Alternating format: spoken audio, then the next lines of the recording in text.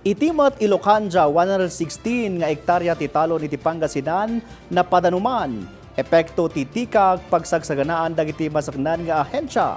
Ken napapintas a programa para kadagiti manalon kan mangalap isagot ti DA ita a Fisher Folks Month. Ada detalye ni PTV Intern Mikko Castillo.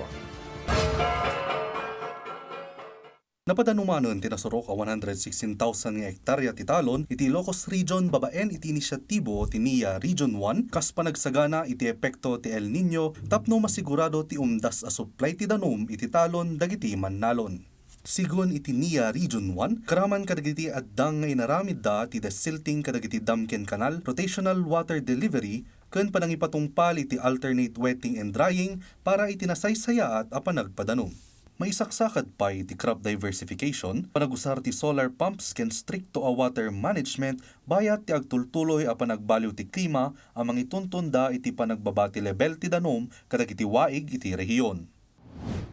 Monthly nagkakaroon tayo ng mga SMC meetings, yung sinasabi namin, system management meetings sa mga IA natin para may paliwanag sa kanila kung paano natin mapadaloy ng mas mabuti, mas maganda yung pagbibigay ng patubig sa kanila.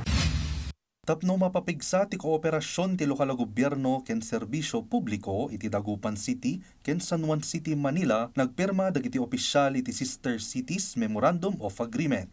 Gandat ti katulagan a pagkaykaysaen ti dua syudad para iti pannakipatungpal dagiti inisyatibo ti tunggal lokal a gobyerno iti ekonomiya, edukasyon, salunat, turismo ken nadumapay a serbisyo a pagsayaatan dagiti umili. Maadaan dapay iti exchange programs, joint projects ken agtultuloy a koordinasyon tapno maisakad ti self-centered ken inklusibo a progreso a manamnama a makaited iti napinpintas ken responsable a panangimaton iti gobyerno.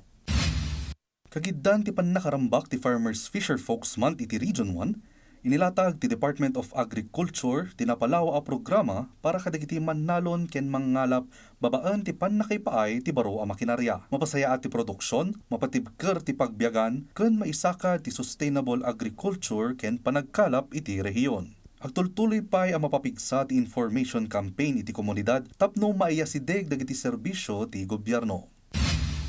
Ad-addaan na palawa ti market opportunities para kadagiti local producers ken enterprises iti Baknotan La Union babaan iti Diro Festival kagiddan ti kaunaan a Business Expo ken Agritourism Trade Fair. Ganda daytoy nga inisyatibo a patibkeren ti relasyon dagiti babasit a negosyo, mannalon ken mangalap kadagiti consumers bayat a may saksakad ti mas inklusibo a partisipasyon dagiti PWDs, senior citizens ken nadumapay a sektor iti lokal nga ekonomiya. Paset daytoy tinalawlawa pay nga addang para iti pannakabukal ti sustainable a negosyo ken marketing dagiti lokal a produkto ti ili.